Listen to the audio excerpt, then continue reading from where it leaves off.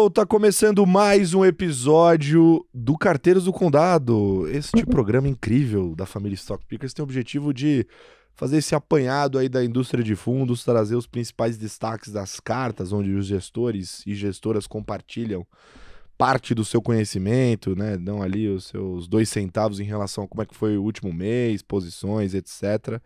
E hoje estamos mais um dia com a bancada cheia, porque Davi Fontinelli, meu querido amigo, criou aí esse novo formato pro Carteiros e a gente tá testando. Então, você que tá acompanhando aqui no YouTube, fica à vontade aí de deixar o comentário, deixar o seu feedback, a gente lê tudo, tá? Só não vem com hate, vem com amor, entendeu? Vem devagar, vem tranquilo. E você que tá escutando aí no podcast, a mesma coisa. Agora, nas principais plataformas de streaming, tem como você deixar comentário também, tá? Então, você pode ir lá comentar no áudio que a gente vai ler os feedbacks para sempre estar melhorando ou saber que a gente tá acertando também.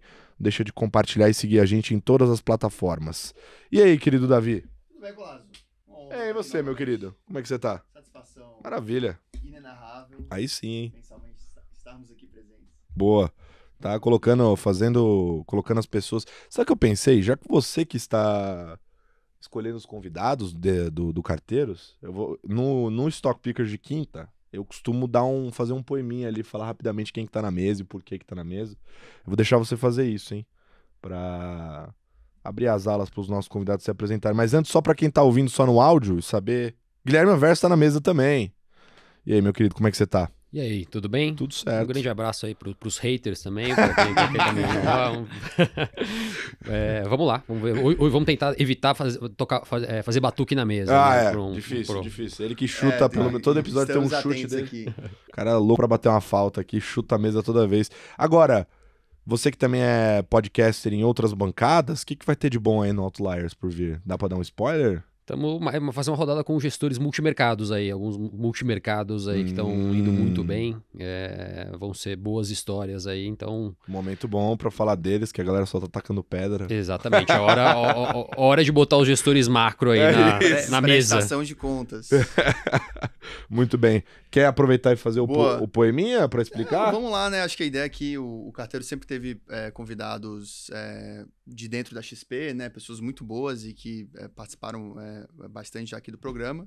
E aí, mais recentemente, a gente está expandindo a bancada, né? Então, em vez de 3, agora 4 pessoas, tem sido mais comum. E trazendo novas mentes, né? Eu acho que tem muitas pessoas boas para agregar aqui no programa, focado em cartas de gestores, indústria de fundos em geral. E hoje a gente resolveu trazer o Matheus Silva. Então, Matheus, primeiro, obrigado pela tua participação. Acho que o padrão aqui explica pra gente quem é Matheus aí no Condado em 30 segundos. Claro, vamos lá. Acho que eu que agradeço primeiramente aí o convite de vocês. Obrigado, Davi, Anversa, Colasso.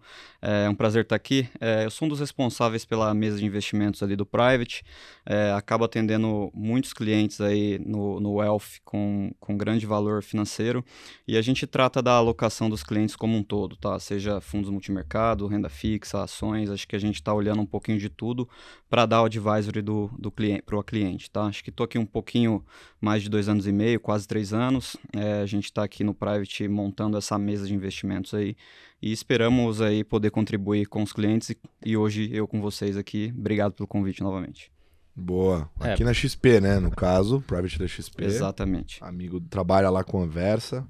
Atende o Colasso, né? Quem faz aqui todo o atendimento dos recursos do Colasso aqui é o Matheus. Se ele me atendesse, eu já teria cobrado inúmeras garrafas de vinho na minha casa pra manter aqui o meu patrimônio, mas não.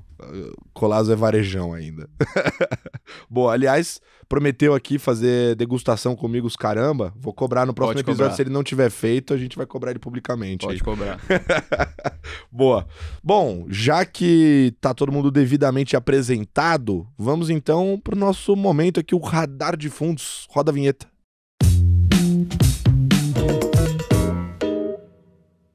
Boa, Davi Fontinelli, estamos de volta. E aí, o que rolou no mês aí?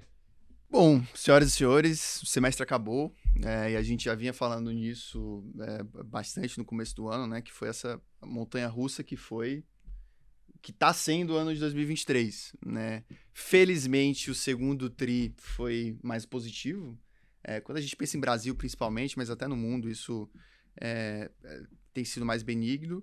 Mas o quanto que o cenário foi para lá, voltou, foi para cá, E isso a gente viu muitas idas e vindas, né? Então, o efeito prático é que para alguns gestores de multimercado, por exemplo, isso dificulta o trabalho, mas o mês de junho, especificamente, foi um mês positivo no geral, né? Então, falando desse apanhado de junho, né? O cenário global ele tem sido benigno, né? Então, que até ajuda a sustentar o ambiente de Brasil, mas, por outro lado, tem muita dispersão entre o comportamento das diferentes economias, né? Então, os Estados Unidos tem sido um destaque positivo, acho que no relativo acaba se saindo melhor do que Europa, as demais principais economias desenvolvidas, que no caso de Europa tem decepcionado, né, a questão de atividade, principalmente na Alemanha, e na China também, né, tem tido uma certa decepção na parte de crescimento e existe até essa expectativa, né, se o governo vai soltar aquele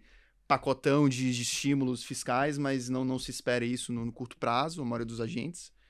E, na prática, isso tem dado esses holofotes para o Brasil. E na parte de mercados emergentes,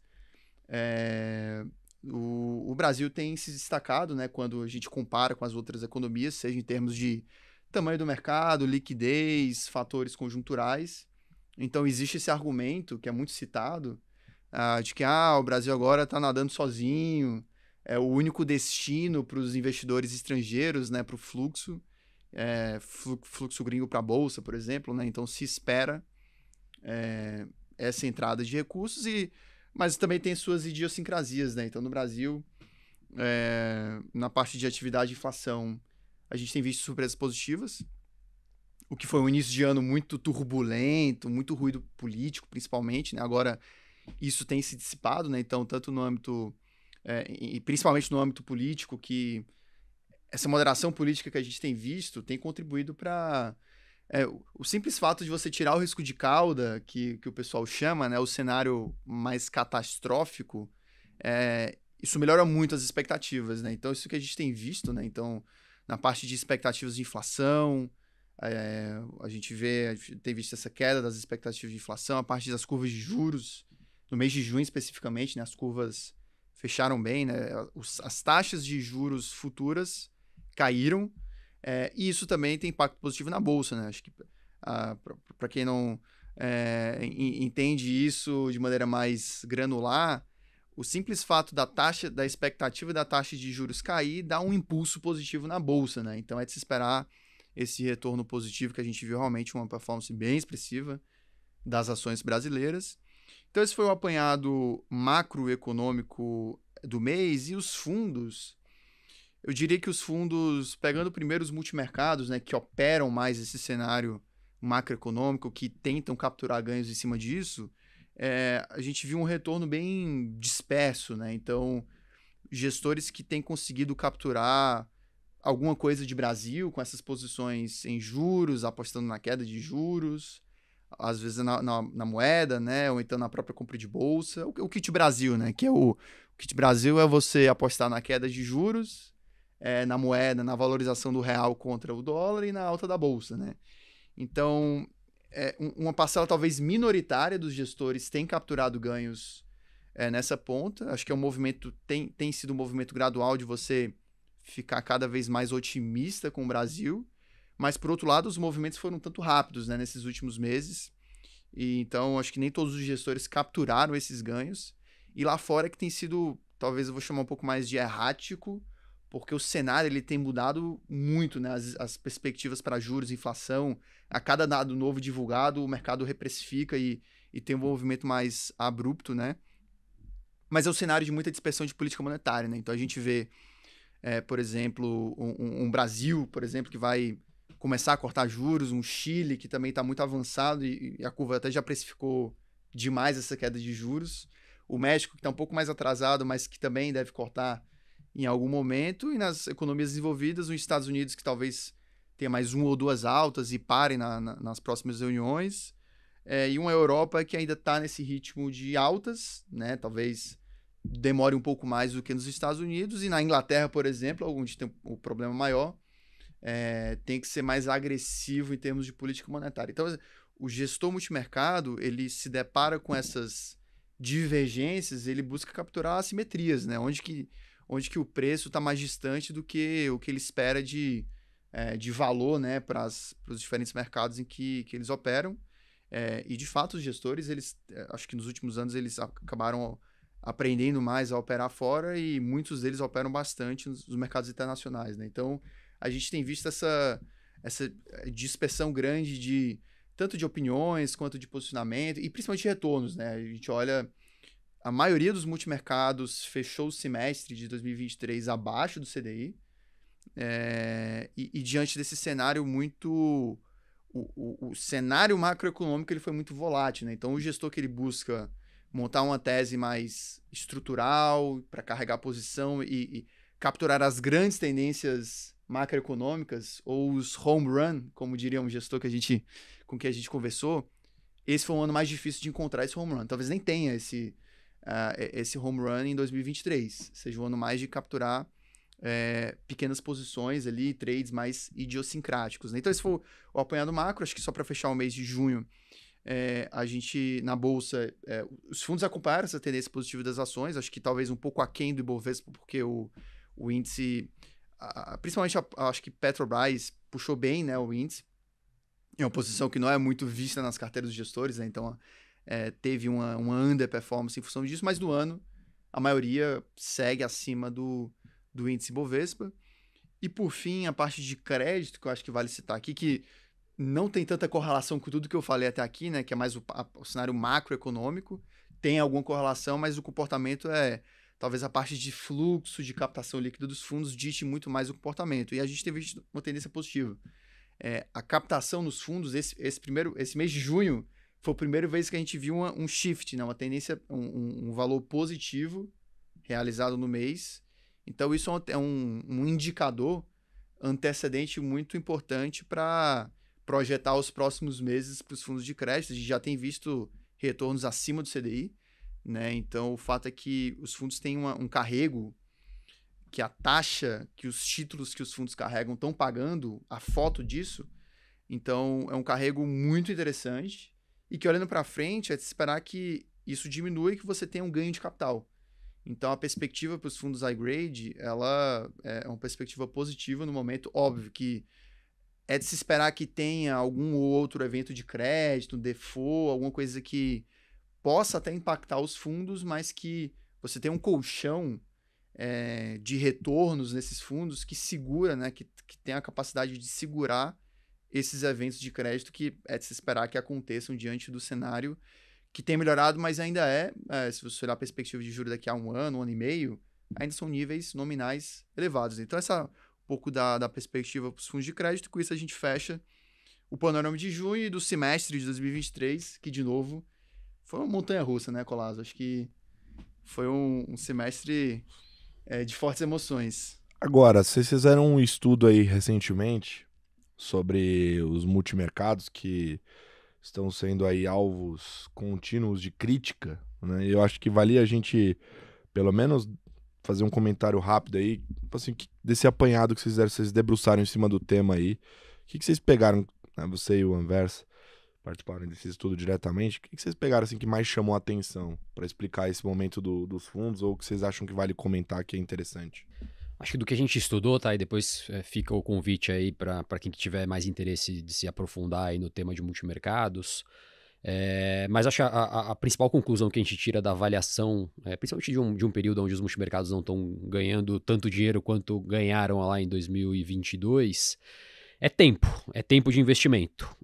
E para fazer conta do que é curto prazo e longo prazo, a gente fez uma avaliação de tempo de investimento dos gestores, né? Então a gente separou os gestores em duas janelas de investidores, né? Os investidores que investiram nesses grandes fundos multimercados e seguraram por um ano. Então é um cara que desde ao longo da história do fundo investiu num gestor por 12 meses, e o investidor que fez o mesmo investimento, mas carregou por mais tempo, carregou por 3 anos, e qualquer janela do tempo. O investidor que pegou a época do Covid, o investidor que pegou esse período mais recente ruim para a classe de ativo, e a gente consegue ver uma separação bem importante, né? O investidor que escolhe um bom fundo multimercado, primeiro quartil, que tem um bom desempenho, esse investidor que carrega por 12 meses, ele tem uma alta probabilidade de ficar de 20% a 30% do tempo com performance abaixo do CDI, numa janela de 12 meses, comprando um excelente gestor.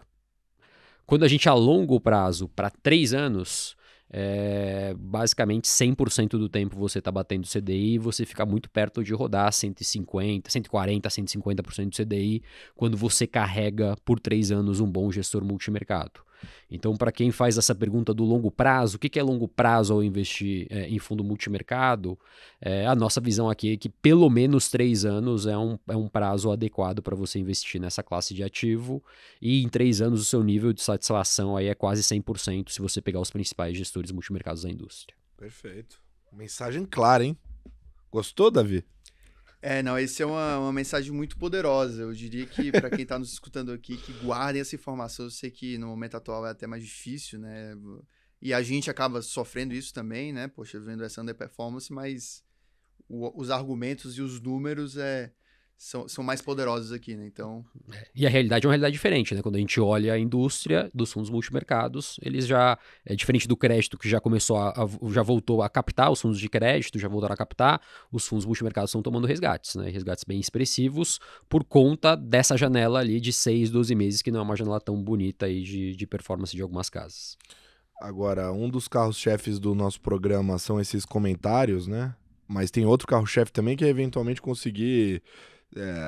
materiais que não são distribuídos de maneira tão ampla, né? E acho que para casar com esse assunto, você trouxe um negócio hoje, eu ia começar falando das cartas, mas como isso aqui é uma autocracia... Permite, acho que é legal também pegar a visão do sobre... nosso private, porque vocês estão sentindo isso na pele também. Com certeza, acho que até ia complementar mesmo. É uma conversa recorrente com os clientes, né? Acho que esse estudo que o Anversa apresentou, a gente usou bastante.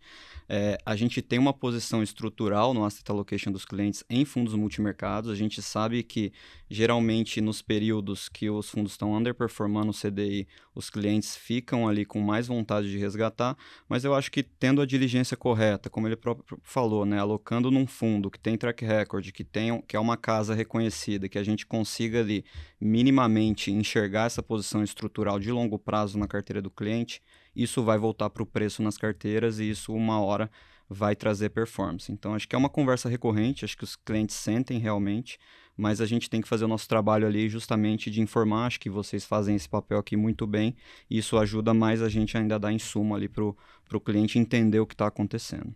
A grande verdade é que todo mundo fala que entende o longo prazo, mas quando aperta no bolso, né? Exatamente. Pega no psicológico, ninguém entende. Aí pede a explicação da pessoa que te ajuda, te assessora nos investimentos, ou vai ouvir um programa, e aí a explicação sempre é simples demais, né?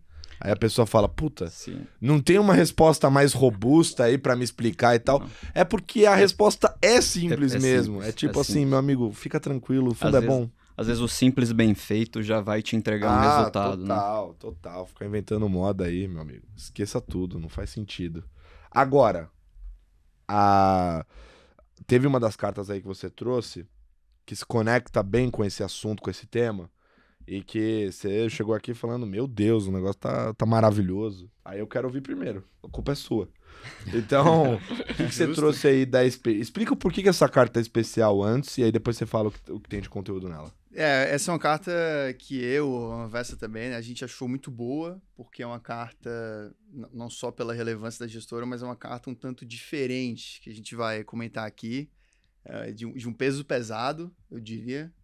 Uma carta tão pesada que quase o download aqui do computador não comportou o arquivo.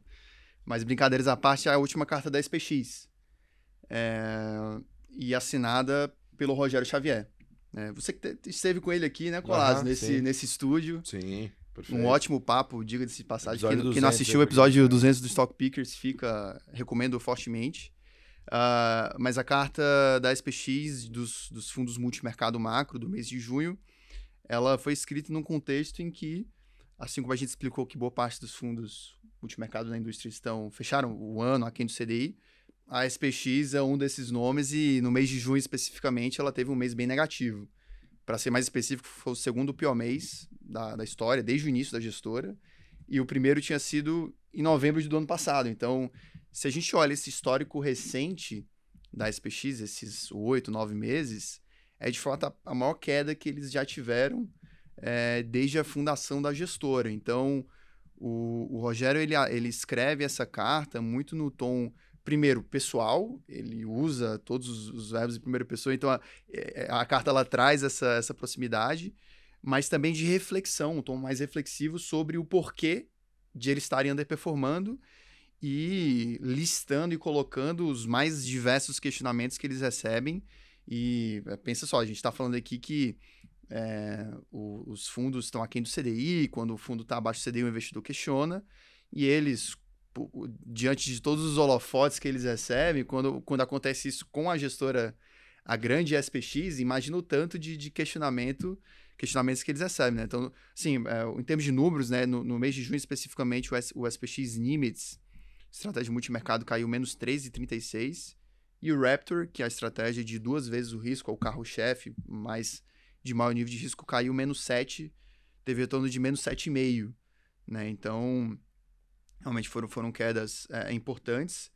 E a primeira coisa que eu destaco é essa questão da transparência, né? Porque, embora a gestora tenha caminhado numa linha de até reduzir parte da divulgação que ela traz, inclusive essa carta que eu estou mencionando aqui, a gente não vai poder divulgar no canal do Telegram, porque de fato não é um material público, mas a gente consegue veicular a mensagem, é super válido comentá-la aqui. Com a autorização da SPX, com a autorização da gestora, diga-se de passagem.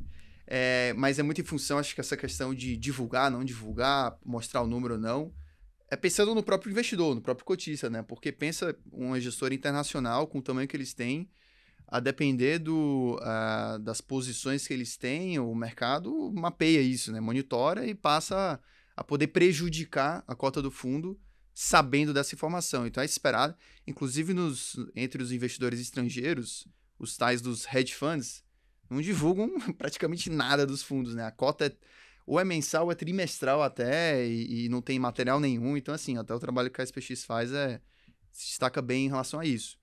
Então, existe essa transparência que, no caso aqui, na voz do Rogério, a respeito de prestar conta sobre o momento atual. Então, comentando aqui um pouco dos elementos que eles colocam, né? Acho que o primeiro, um dos questionamentos que eles recebem, né? A questão de preguiça e leniência do time de gestão, como se depois de ter crescido tanto, né, ter tido sucesso, você perde um pouco o ritmo, né, fica o chamado do gato gordo, né. E assim, quem conhece a cultura da SPX já descarta um pouco essa hipótese, né, porque até o Rogério acho que explicou isso no programa aqui, que a SPX nasceu para um dos primeiros pilares que eles queriam conquistar é de ter a fama de ganhadores de dinheiro. Então, de fato, eles carregaram isso, até hoje carregam, né, os multimercados da SPX são os mais performáticos da indústria no longo prazo e eles continuam isso, né? Acho que os gestores todos têm ambições e egos e nem todo mundo lá cresceu tanto quanto os sócios fundadores, digamos assim, né? Então, eu acho que esse argumento você já pode descartar das suas hipóteses, né? A questão de preguiça do time de gestão com o dia a dia. Tamanho do AUM, ele lista na carta também, né? Cresceu demais, será que agora, com o tamanho que eles têm, não estão conseguindo performar tanto, né? Acho que é muito simples, basta você olhar no passado. Eles tinham um tamanho parecido e foi um ano mais performático da SPX, o melhor ano que eles tiveram, com o tamanho que eles têm, né? E eu acho que parte dos mitigantes disso, para esse argumento, é o fato de que eles hoje, a maior parte do risco da SPX está no exterior. Isso já tem alguns anos já. E com a pulverização de mercados e de gestores que eles têm, tamanho não seria um issue nesse aspecto. Inclusive, eles estão abertos para captação, né? E tem espaço ainda para crescer. Tem outros mercados para começar a operar de maneira mais relevante, como o mercado da Ásia, que eles citam. Só que para você passar a operar de uma maneira mais relevante, segundo a régua da SPX, você precisa primeiro construir um framework de análise e gestão muito parrudo. Então, isso leva alguns anos. Então, essa questão do argumento do AUM, você já descarta. Time inadequado, fraco, isso também eu acho que o time deles, assim, tem tido um turnover baixo nos últimos anos e eu diria que é a equipe mais robusta de todas as gestoras brasileiras, né, fundadas por brasileiros. Eu acho que, tentando lembrar que a Capital tem mais gestores e pessoas na parte de investimentos do que a SPX, mas talvez a SPX... E o número de mesas é bem parecido, né? 14 mesas, então a quantidade de mercados operados é bem parecida. Ele menciona, né, que são 14 livros, isso, né? Então, tá ali entre as top 3, sem dúvida, do Brasil inteiro, né? Então, acho que qualidade das pessoas individualmente não é um problema, Um outro ponto, a expansão do negócio em outras verticais. Começou a abrir área de private equity, investment solutions, crédito, enfim. Algumas outras áreas que, na prática, você pode se perguntar, os gestores dos multimercados estão gastando mais tempo olhando para essas outras áreas. Só que, na verdade, não, porque essas outras áreas têm líderes, pessoas bastante sêniores para tocar o dia a dia do negócio, além de executivos na SPX para tocar o administrativo da empresa como um todo, né? Então, não é que o Rogério Xavier não participe de nenhum comitê para tocar o negócio, digamos assim, né? Mas o tempo gasto é mínimo, né? Então, existem pessoas focadas nisso. Então, também esse é um argumento que ele cita, e é um ponto que ele cita, né? Mas que você descarta.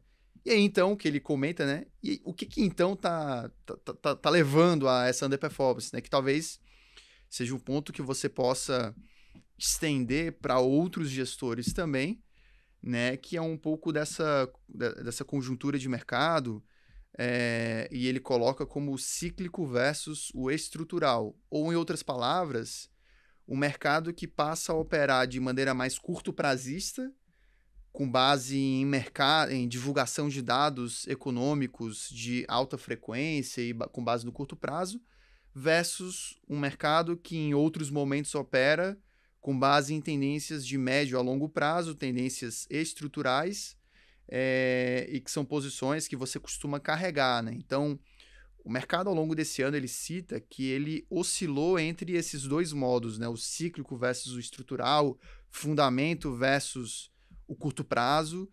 E a maneira SPX de operar, ela é muito, pelo menos do Rogério, ele explica, que tende a ser um dos principais gestores, é muito mais voltada para o estrutural.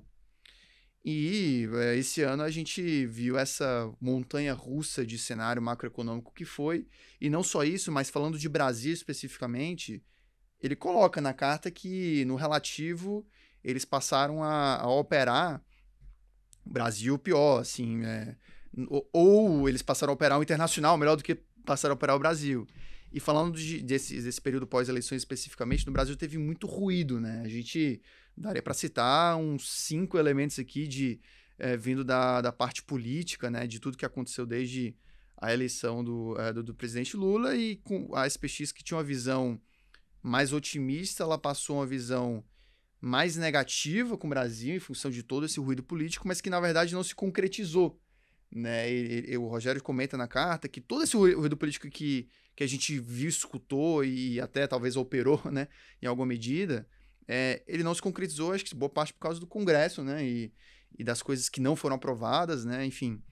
E isso trouxe perdas, né, importantes para a SPX, ele comenta, mas que talvez até tentando resumir aqui, né, o bottom line, né, diante de todos esses contra-argumentos que eu coloquei aqui, e com esse modo de operar específico que viu no mercado, mas que olhando para frente, quando a gente alonga a janela de investimento, a gente vê talvez uma maior racionalidade e um foco nos fundamentos, né, nessas teses estruturais, a gente segue com a confiança na capacidade de gestão da gestora, na capacidade de gerar retornos e na ambição, digamos assim, né, dos gestores de manter ali o fundo no topo, que sempre foi o que a SPX se propôs a fazer, né, manter realmente, não exatamente no retorno nominal, mas o retorno ajustado a risco, né? Então, a gente aqui, até na XPA Advisor, a gente segue tendo a SPX como a principal alocação nossa, né? Então, acho que esse foi um grande resumo da carta e da mensagem também, acho que mais ampla para os multimercados. Perfeito. Agora, meu futuro companheiro de confraria tá muito quietinho. Vou jogar pra ele aqui. O que você trouxe de bom aí pra gente? Um detalhe, né? Leitura de carta física. Não, eu tô meio old school. Raiz Confesso. Então, para as assets aí, depois o Matheus vai passar o endereço dele que as gestoras mandarem as cartas da versão física. Grifado, caramba. É meio old school ainda, mas eu prefiro. Mas vamos lá, acho que até pegando um gancho do Davi, né? Acho que os gestores que eu trouxe não foi muito diferente. Trouxe a Legacy e a Quineia. Vou começar falando um pouquinho da Quineia, né? Acho que eles mesmos falaram, né? Que eles foram surpreendidos, né? Eles subestimaram a aí o efeito principalmente dessa poupança acumulada, né, durante a pandemia, o efeito que isso teria no consumo, né, e consequentemente no emprego, tá? Então isso foi um cenário de resiliência que eles não esperavam, né? Acho que no final aí falando como um todo, no final do ano passado, estava todo mundo já esperando um arrefecimento no começo desse ano e a gente viu que o semestre não foi bem assim, né? Tanto que eles perderam ali um pouquinho em posição, principalmente em bolsa lá fora, né? Acho que tanto o S&P e Nasdaq, que foi uma coisa que surpreendeu e continuou puxando ao longo do semestre, né? A parte positiva é que nos juros locais eles acertaram a mão, né? Mas assim, como um todo, eu acho que vale destacar ainda que eles ainda estão aí com uma posição de cautela, tá? Eles ainda têm uma posição tática comprada em bolsa local, né? E aplicado em B, principalmente, né? Acho que juro real, não só esse gestor, mas a gente provavelmente vai ver muitas cartas ainda falando dessa simetria positiva para juro local, não só Brasil como emergente, né? Principalmente porque acho que nós, emergentes como um todo, começamos aí o ajuste de ciclo monetário bem antes dos países envolvidos, né? E é um caso que a gente acho que tem que acompanhar de perto e é o que eles estão fazendo, né? Eu sinto ainda um tom de cautela. Eles ainda, acho que tão construtivo taticamente, acho que vale até enfatizar, né, que até uma conversa que a gente estava tendo aqui antes, que é qual que é o horizonte do trade do gestor, né? Acho que aqui vale enfatizar que taticamente eles estão construtivos. Na última carta ainda não tinha sido aprovado a reforma tributária. Isso era uma possibilidade, né, que eles estavam citando ali que o país precisava nesse momento e foi aprovado, né? Então acho que diante disso eles continuam ali na véspera de um ciclo de corte de juros. Talvez a gente precisa ver ainda, né, como um todo, acho que das cartas que eu tenho lido, se vai ser 25 ou 50, né, acho que o mercado já está embutindo um pouquinho mais de corte agora, vale a gente acompanhar, mas acho que hoje eles citam, e acho que como eu próprio falei, que o melhor instrumento aplicado hoje ainda é a aplicação em B, tá, em juro real. Então eles ainda estão apostando na queda de juro real e bolsa seguindo um posicionamento muito mais tático, tá. Acho que vale falar também que eles zeraram as posições vendidas em inflação implícita, tá? Eles acham que a maior parte do fechamento das implícitas, ou seja, acho que esse ajuste foi principalmente na pré, né, no juro nominal, que acabou ajustando as implícitas. E acho que a gente tem que monitorar para ver se essa surpresa, né, que eles falam, essa surpresa baixista que a inflação apresentou até agora, já não ficou para trás, tá? Então, acho que a gente pode ter surpresas positivas à frente, mas acho que a gente vale monitorar e a gente vai seguir acompanhando aqui, provavelmente trazer no próximo mês aí o que esses gestores estão fazendo, tá? Perfeito, muito bom. Eu vou fazer uma rapidinha aqui, vou jogar para o Anversa depois, mas como sempre, tô com a carta da Dari em mãos. E eles sempre tematizando a carta, né? Eles falam aqui sobre a ilha perdida, com questionamento em relação ao mercado brasileiro estar ou não em recuperação cíclica, né? E aí eles começam a trazer algumas evidências, algumas discussões que eles trouxeram. Primeiro eles explicam o que é recuperação cíclica, né? Que vem de fatores que estão associados, né, aos ciclos e suas flutuações econômicas de curto e médio prazo, né?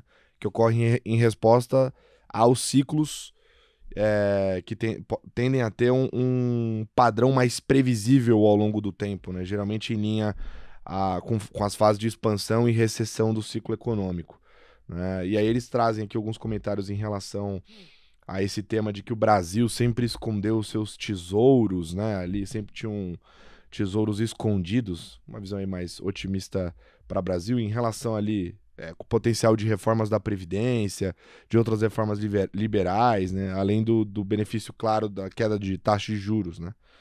Para dizer basicamente que o Brasil carrega um mato alto e esse mato alto, quando cortado, pode ajudar os ativos, né? E eles comentam sobre as pistas para encontrar esses tesouros, né? De onde vêm essas pistas. E aí eles separam em algumas que são mais claras, mais visíveis, né? Que podem influenciar positivamente os mercados. Queda de inflação dos juros e o valuation atrativo da bolsa versus o posicionamento ainda bastante favorável dos investidores. Tá para dizer que a turma está mais leve. Aí eles quebram os argumentos, né? Primeiro, inflação. Eles comentam na carta sobre a questão das expectativas da inflação no Brasil esse ano, né? Começaram ali quase próximas de 6%, muito em linha com o que os nossos queridos amigos aqui comentaram sobre os multimercados, né, que o ano começou com um tom bem mais pessimista do que está acontecendo de fato, deve fechar o ano abaixo de 5%, convergir para menos de 4% em 2024, seguir uma trajetória de queda, né? E essa projeção, por mais simples que pareça ser, né, desde 2000, em todos os anos que a inflação, a medida, né, medida pelo IPCA aqui no caso, né, ficou abaixo de 4,5%, o Ibovespa subiu, né? Então, foram 6 anos nos quais a bolsa subiu em média 38%, bastante coisa, né? E no último período, de 2017 a 2019, a bolsa subiu mais de 90%. Então, esses ajustes inflacionários, né? Eles colocam um gráfico depois para mostrar, acabam interferindo bastante, tem uma correlação ali relevante com a performance da renda variável no Brasil da bolsa, né? E aí, sobre a taxa de juros, né? Eles comentam sobre as diferentes taxas de juros, que tem a taxa Selic, que remunera os depósitos bancários, né? Mas também tem a taxa futura, né? Que a gente tanto comenta, já foi comentado aqui na mesa também, todo mundo olha para essa taxa medida ali, né? Pela expectativa do mercado, né? Essa medida em ativos que são negociados em bolsa, em capital.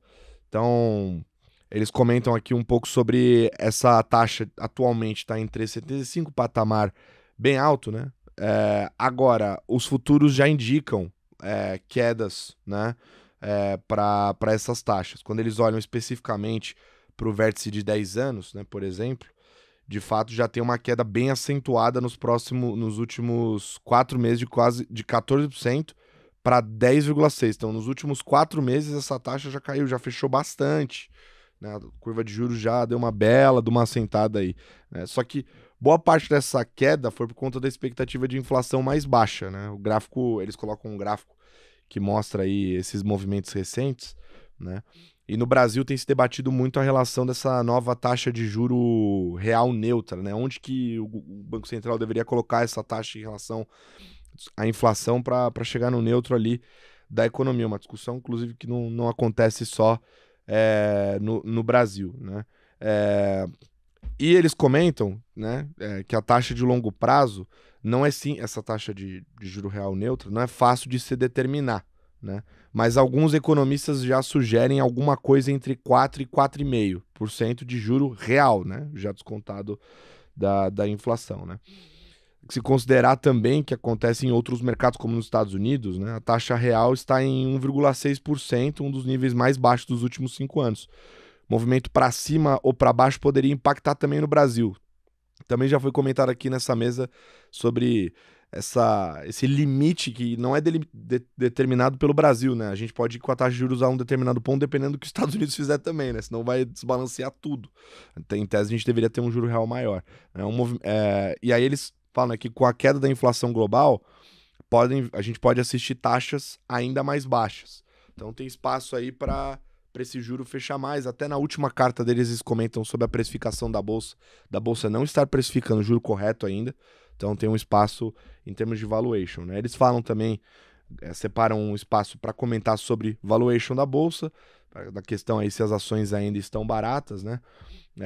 E na opinião deles, os preços ainda são atrativos. Uma das métricas que é mais utilizada pelo mercado, que é o preço sobre lucro, né? Por Ibovespa, esse indicador está em 8 vezes atualmente, contra uma média histórica de 10,4. Né? Então, ainda só nessa média já está barato. E mesmo quando olha para esse indicador nas empresas de baixa capitalização, né, as small caps, vem um desconto parecido, né? 9,6 vezes agora, contra uma média de 12,3. E aí eles colocam esse gráfico da média histórica. Depois, para fechar, a questão do fluxo, se os investidores já compraram bolsa ou não. E eles falam aqui que a alta recente, os investidores parecem ainda assim pouco posicionados. Fizeram estudos que sugerem que a alocação em bolsa é muito sensível à taxa de juros, particularmente a taxa Selic, porque remunera lá os depósitos, como a gente falou. É apenas quando a taxa Selic começa a cair que a alocação em renda variável começa a subir. Né? Uma outra forma de olhar essa questão de posicionamento é comparar o valor de mercado atual da Bolsa Brasileira, que é cerca de 4 trilhões de reais, tá? Com a base monetária nacional, e aí eles pegam a M4 lá, que é de 11,5 trilhões, que inclui todos os depósitos bancários de ativos financeiros. Esse indicador está em um dos menores níveis da história, muito parecido às mínimas de 2016 e da Covid em 2020. tá? Então, para eles ainda tem espaço em relação à bolsa, também do ponto de vista de fluxo. Aí depois eles fazem aquele comentário de passado e futuro, eu vou focar só no futuro, porque eu já falei demais de Dália aqui, que eles continuam com um nível de risco mais alto nos fundos dele, eles falaram isso na última carta, que eles aumentaram o nível de risco, né, com posições mais otimistas, principalmente nos ativos brasileiros, particularmente na bolsa. Eles mantêm os portfólios balanceados, com posições em ações, moedas e commodities, e com proteções principalmente contra a questão da economia americana desacelerar mais, né, de uma maneira mais acentuada ou não. Que é a questão lá da recessão que é tão discutida. Então, aqui está a Dália, Guilherme Anverso, que você trouxe. Antes de começar, eu queria fazer uma reclamação, tá? Faça. Todas as cartas aqui, poxa, 2, 3 páginas, a mais longa 5 páginas. O Davi, que é o distribuidor de cartas, ele me passou uma carta de 23 páginas. Isso? Que Então, isso? eu só queria deixar esse Grosseria. disclaimer aqui, porque eu acho que é importante. Mas brincadeiras à parte aqui, a carta que eu vou começar é a carta da Clave, uma carta Legal. trimestral muito boa, tá? São 23 páginas, mas 23 páginas que valem a pena a leitura. Comemorando 3 anos, né? Uma das casas que surgiram aí durante a pandemia, mas com desempenho muito bom. E eles destacam aí 5 regiões, tá? Então eu vou falar com vocês sobre Estados Unidos, vou falar com vocês sobre Brasil, China, Canadá e Noruega, tá? Então vejam só, bem legal assim uma visão regional aí sobre cada um desses países e como isso se traduz em posição. Eu vou puxar o último tema ali que você comentou sobre Dália, que é a questão de Estados Unidos. Então, começando sobre Estados Unidos, eles têm uma leitura desse soft landing, né, desse pouso suave, mas com uma visão que esse pouso pode ser um pouso ainda mais baixo, né, uma visão de desaceleração, desinflação americana. E muito na linha de que a gente vai passar por um setor de consumo que já tem puxado crescimento para baixo nos Estados Unidos. A questão dos dados de emprego, né? Todo mundo se questionando, né? Quando é que vai começar os dados do mercado de trabalho americano vão começar a piorar. Eles já conseguem monitorar alguns dados ali que são chamados de dados lead indicators, né? Dados de antecipação de mercado, com piora na questão de pedidos de auxílio-desemprego, piora nos dados de horas trabalhadas. Então já é possível capturar alguma piora nos dados do mercado de trabalho dos Estados Unidos. E o último ponto é a questão de comunicação do Banco Central americano, né? O Fed, eles acreditam que na atual conjuntura da fase de juros que a gente está nos Estados Unidos, muito provavelmente o Fed vai parar, vai terminar o ciclo, mas ainda com um tom bem duro na comunicação, né? Indicando eventualmente até fazer mais altas, mas que não necessariamente vão se materializar. Então essa é uma visão de desaceleração aí americana. Sobre Noruega, para você, Colasso, que é a última vez que ouviu falar de Noruega na final da Champions League com Haaland, acho que foi a última vez que a gente falou sobre Noruega. Noruega é um comentário bem interessante aqui sobre a atuação do Banco Central, do Norges Bank, de como ele está atuando na moeda, na coroa norueguesa. Por conta da guerra, a Noruega é uma das economias que está sendo beneficiada pela questão de transição de energia, né?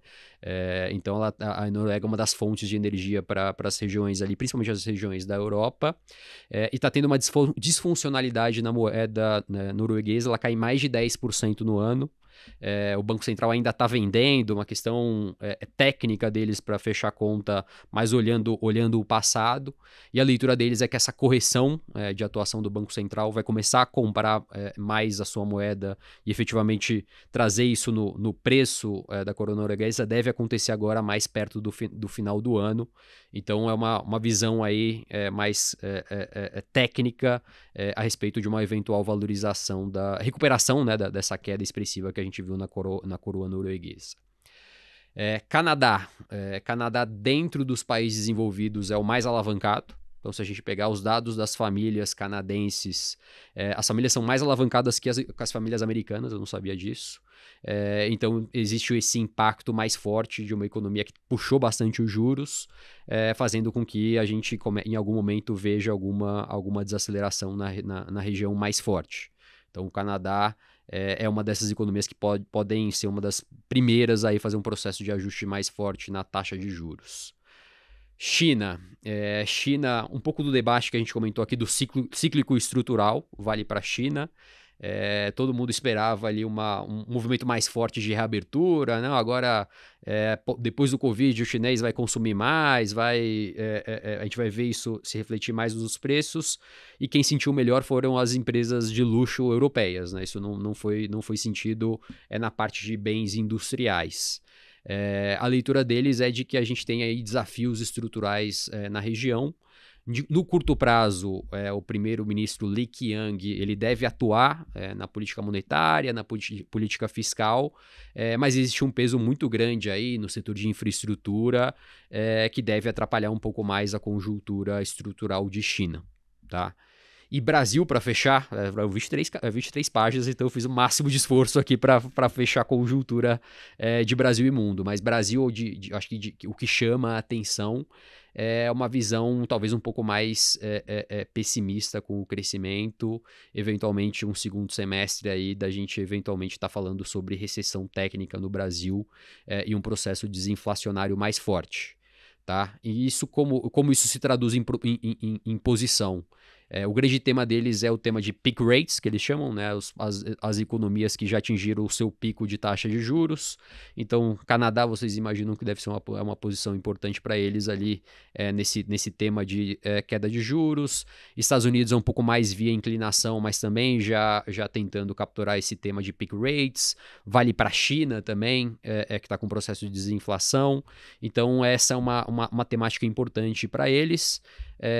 A temática de reflação no Japão. Então é um tema que também tem aparecido não só na Clave, mas em outros gestores multimercados, como a própria SPX, que a gente citou a carta, posicionamento tanto em juros como moedas, a moeda japonesa. E para fechar, Brasil, a troca, né? Agora eles pegaram bem o movimento de fechamento de juros aqui no Brasil e agora estão trocando risco para comprar bolsa. Então, uma temática na linha da Dália, mais otimista com a Bolsa brasileira. Então, os multimercados puxados por Clave, já em outras conversas começo a observar a turma macro mais otimista com o mercado de ações aqui no Brasil. Ainda tático, nada muito estrutural, mas os multimercados macro estão mirando a Bolsa aí como uma tese de investimentos. Queria Eu só acho fazer meio uma... assustadora a capacidade de síntese que o Anversa tem, porque ele não olhou uma vez para nenhum tipo de cola e o cara... Pelo amor de Deus. Eu ia fazer esse comentário, né? Ia. Porque eu preparo a colinha, né? Trago o notebook, o Colas aqui com o Imagina notebook eu que trouxe dele, as cartas impressas. Imprimiu aí. O cara acabou com a gente. Essa foi no freestyle. Destruiu a gente. Você freestyle no cara, Zogó. Ali é outro patamar, cara. Exato. Que isso, absurdo. Muito bom. Tá aí, carta da Clave pra todo mundo. Bem descrito. Eu vou puxar uma aqui. Mas só outro comentário Fala. também, que cartas como essa, eu acho que cartas em geral, você fica mais inteligente quando você lê, né?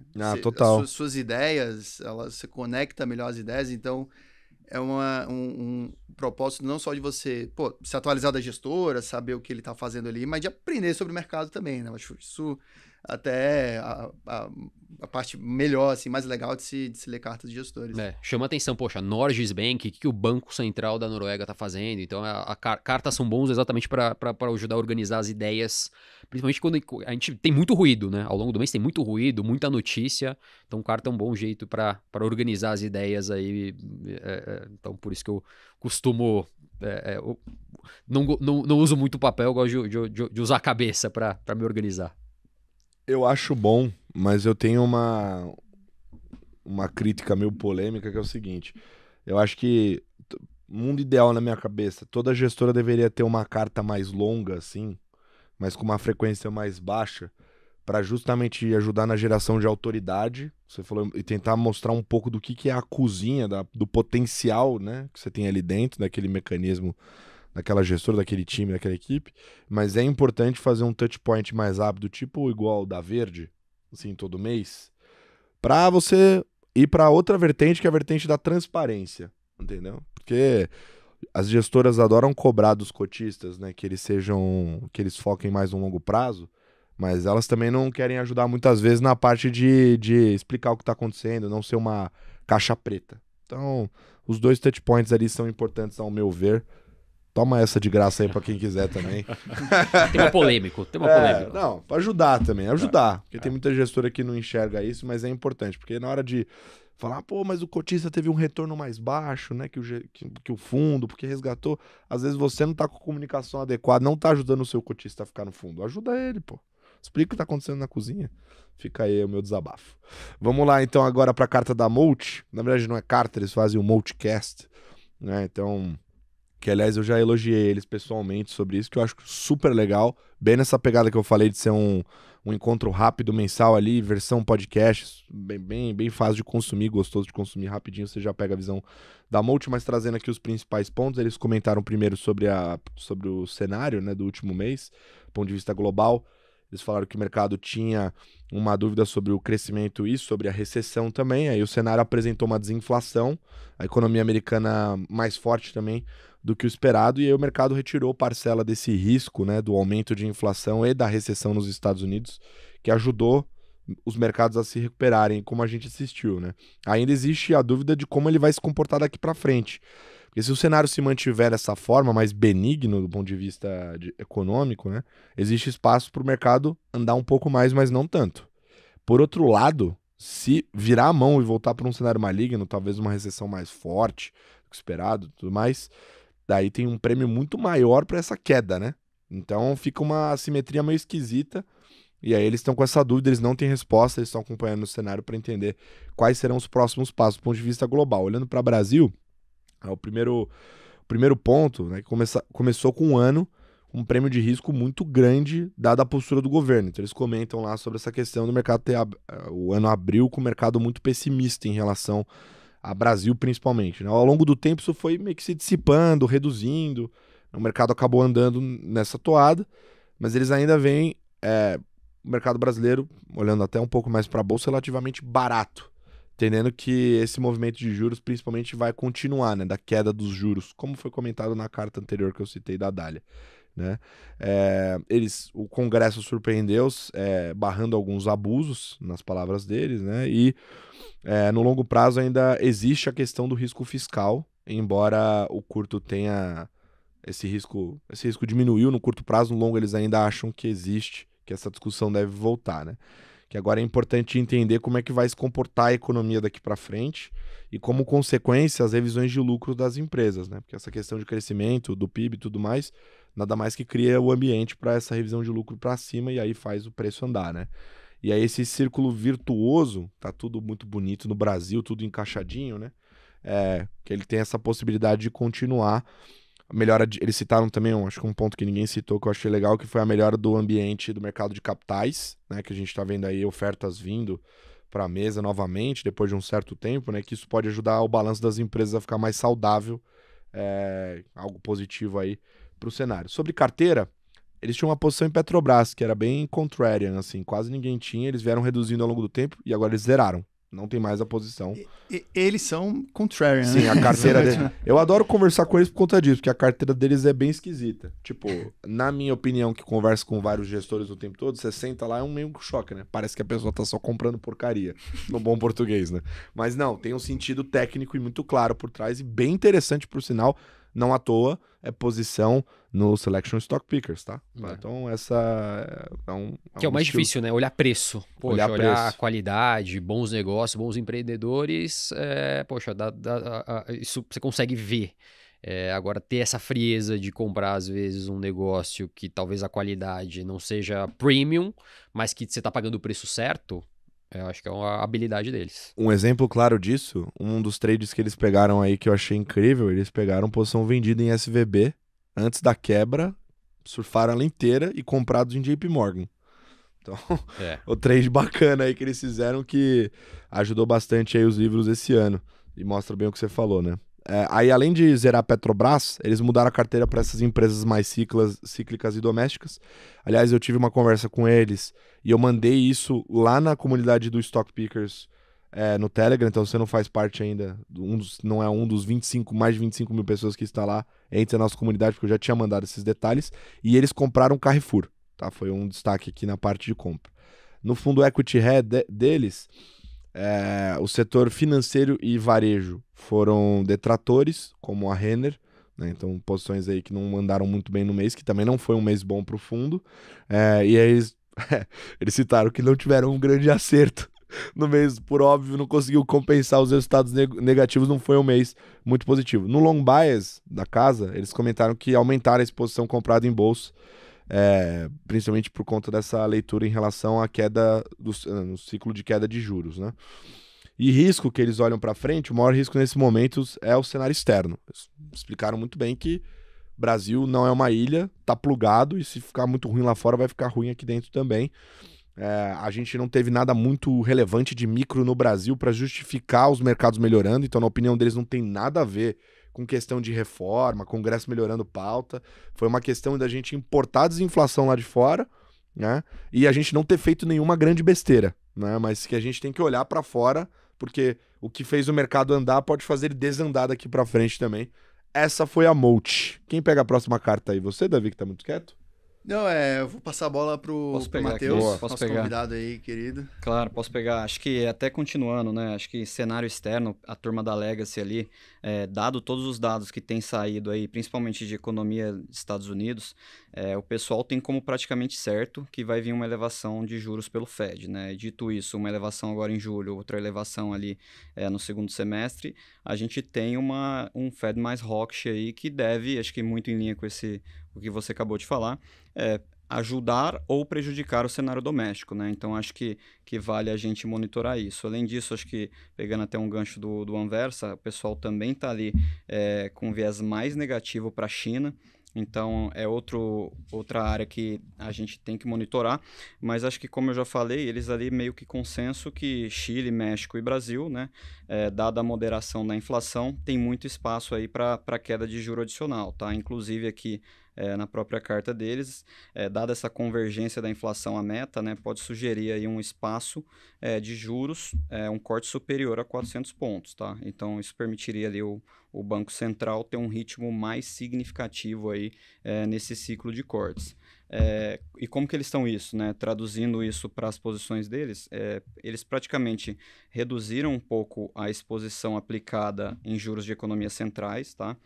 Eles mantiveram posições em economias emergentes, que já estão próximas de iniciarem essa queda de juros, né? Um pouco, acho que uma coisa de ler todas as cartas que eu acho legal também é meio que ver o consenso, né? A gente consegue ver como que o mercado inteiro está migrando para fazer talvez os mesmos três. Acho que legal esse contraponto que você colocou de uma casa que às vezes traz três diferentes. E acho que ali, só para concluir deles também, né? Acho que eles seguem ainda com uma posição long and short em bolsa externa, tá? E além disso, eles passaram aqui, né, uma exposição líquida comprada em bolsa brasileira ainda, mirando esse bom momento de economia, tá? Eles acham que o efeito de queda de juros ainda vai trazer aí um benefício para os ativos locais, então a gente pode ver alguma coisa aí ao longo dos próximos meses da bolsa brasileira andando, tá? Então acho que para fechar um pouco de como que tá a cabeça da turma lá. Muito bem. Aliás, esse Legacy tá com o fundo aberto e tá para fechar, tá? Então fica aí o aviso para quem se interessar pelo trabalho da turma, que aliás fazem um ótimo trabalho, uma grande casa. Temos vários amigos lá, são muito bons no que eles fazem. Inclusive bebem vinho comigo, isso aí, continue me convidando. Você que tem uma confraria, me convide para participar. Tá bom? Você tem mais uma aí? Eu acho que para complementar pode ser Genoa. Vamos lá. Acho que Genoa dá para talvez feche um pouco dessa discussão de juros aqui no Brasil. Eles têm uma leitura que o Brasil vai passar por um processo de desinflação mais forte. 3 principais pontos puxando isso. O primeiro, essa conjuntura global de China, todo mundo mais pessimista com China. Isso impactou diretamente preços de commodities. Então ficou bem... isso tem um fator desinflacionário aqui na nossa economia. O segundo ponto, ele vem do choque de preços da agricultura por conta do El Niño, que acabou impactando um pouco mais a Argentina. Isso trouxe uma pressão baixista aqui na inflação, aqui no Brasil, na inflação de alimentos. E o terceiro ponto é credibilidade, né? Com questão do arcabouço fiscal, agora acabamos de aprovar na Câmara a reforma tributária. Isso trouxe alguma credibilidade aqui para a nossa expectativa de juros, de inflação aqui no Brasil. Isso abriu margem para uma provável queda de 0,50 na próxima reunião do Banco Central em agosto, tá? Então, acho que a Genoa foi uma dessas casas que foi mais incisiva aí em já cravar esse potencial corte de 0,50 na próxima reunião. E aí o reflexo do posicionamento é um pouco parecido do que a gente já conversou com alguns outros gestores, né? Posição nas NTNBs, posição na Bolsa aqui no Brasil, que é uma tese que pega bem esse movimento de queda de juros, principalmente nos setores ligados à economia doméstica. E esse tradezinho aí, Japão, esse tradezinho de apostando em altas de juros, tanto no Japão quanto na África do Sul, ali fazendo parte do book internacional da Genoa. Mas acho que essa temática de desinflação e possibilidade de mais corte de juros aqui no Brasil. Muito bem. Bom, com essa última carta a gente passa a régua no chope das cartas. E agora a gente vai para o nosso próximo momento, que é o momento dica cultural do nosso programa. Então roda a vinheta.